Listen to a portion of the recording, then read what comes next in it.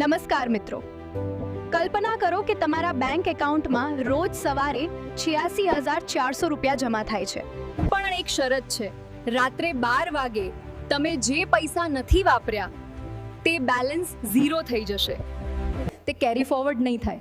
તો તમે શું કરશો? સ્વાભાવિક છે, તમે એક રૂપિયો વાપરી લેશો કે ઉપાડી લેશો, ખરું ને?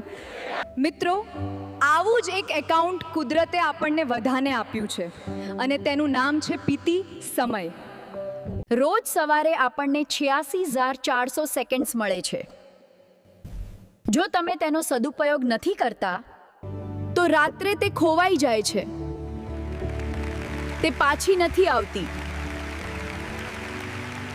પૈસા તો ફરી કમાઈ શકાય છે, પણ ગયેલો સમય ક્યારેય પાછો નથી આવતો. તમારી આજની દરેક સેકન્ડને ઇન્વેસ્ટ કરો, વેસ્ટ નહીં. આભાર.